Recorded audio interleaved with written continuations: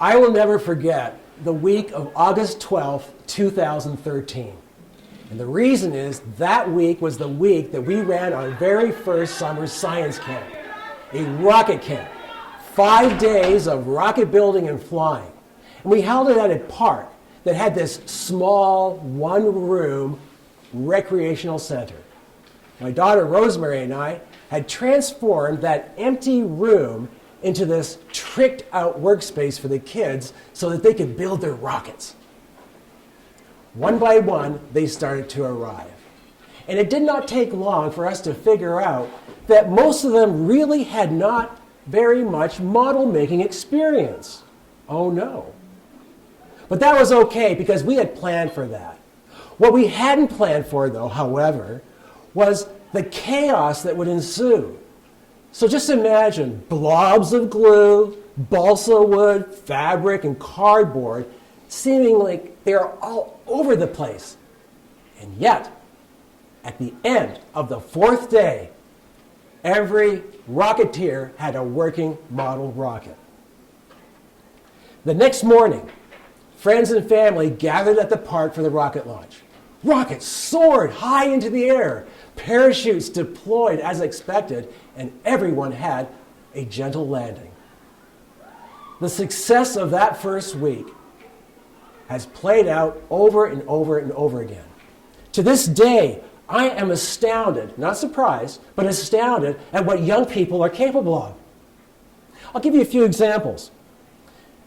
The girl, Abaya, who makes this model bridge that supports 150 times its own weight without breaking.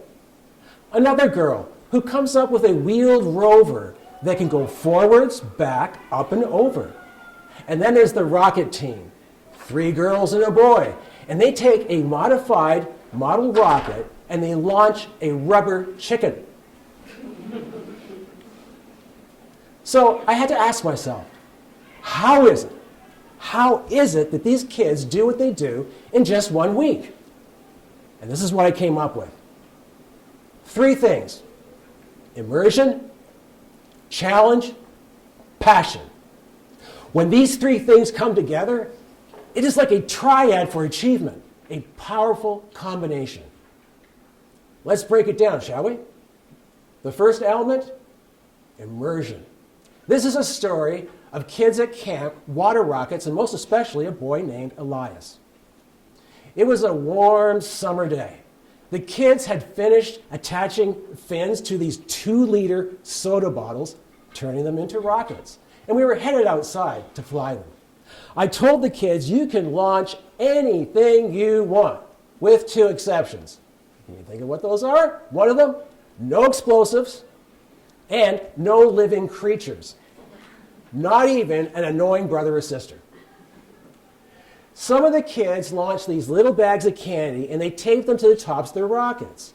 Others got pine cones and then painted faces on them and turned them into pine conettes, and used even more tape to attach them to the tops of the rockets so they wouldn't fall off. Elias, on the other hand, had another idea. He had brought from home his very special toy dinosaur. It was about this big. He takes his dinosaur and he put it on top of his rocket. No tape, no glue, no nothing. And I said to him, I said, Elias, are you sure that you want to do this? He nodded yes, and so we were go for launch. 3, 2, 1. His rocket soars into the sky, veers towards the sun. We can't see it anymore.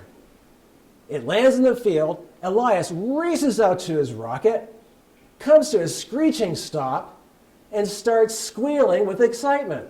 He can barely contain himself. The rest of us, of course, were very curious as to what was going on, so we raced out there to meet him too. Right there, next to his rocket, in the grass, standing upright on its feet, was his dinosaur. Unbelievable. Elias, with much conviction, pointed at his dinosaur and said, that is proof that cats have descended from dinosaurs. That day, Elias had fully immersed himself. Think about it. He made his own rocket. He chose what to fly, how to fly it. He determined how much water he was going to put into his rocket and the air pressure that was needed to energize it. That is what immersion looks like. Very simply put, immersion is in the doing. Elias did the doing.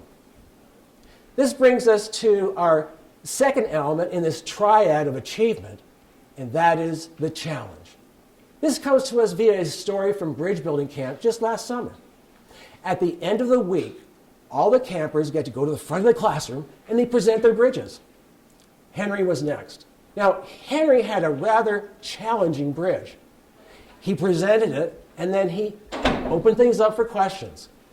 Curiously, none of the other campers had any questions, so I thought I'd have a stab at it. So I threw up my hand and I said, Henry, if you could have done something differently with your rocket, what would you have done? He said, choose an easier bridge? Yeah, I got a little bit of a chuckle. I was thinking, oh no, I have to save him from this thinking. And so I said to him, I said, Henry, I said, you chose to make a challenging bridge. Think about what you learned. It performed well. This is something to be proud of. Henry was smiling, and I think it's because I probably overreacted a little bit. The thing is, he got it. Without challenge, there is not much to gain. With challenge, there is just no telling what will happen. So far, we have learned that immersion is in the doing and that challenge has value. What about passion? What does that look like? Imagine kids arriving to a week of catapult engineering. They are so excited because they know that they are going to build 2 large trebuchets. For those of you who don't know what they are, think of them as large hurling machines, medieval hurling machines.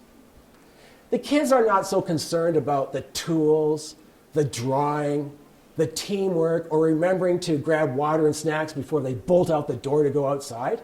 No, all they can think about is that once those 2 trebuchets are built, those are going to get rolled out into the field, and then they're going to use coconuts to knock down a castle wall that's 40 meters away. That's half the length of a soccer field. Think of passion this way. Think of it as a lever, a long lever. If you have a long enough lever and a well-placed fulcrum, you can lift a heavy load. Passion is your personal lever, a catalyst for getting things done. So there you have it. Immersion, challenge, and passion. A powerful forward-moving combination. A triad for achievement. Do you remember the kids at the rocket camp? How they turned blobs of glue, balsa wood, fabric, and cardboard into working rockets? Well, that is the kind of achievement that you can count on. And why is that? It's because you own it. And more than that, it broadens your horizon and gets you thinking about what you are capable of. Go ahead. Immerse yourselves in your next endeavor. Pick something that you're truly excited about. Embrace the challenge and bring on that passion.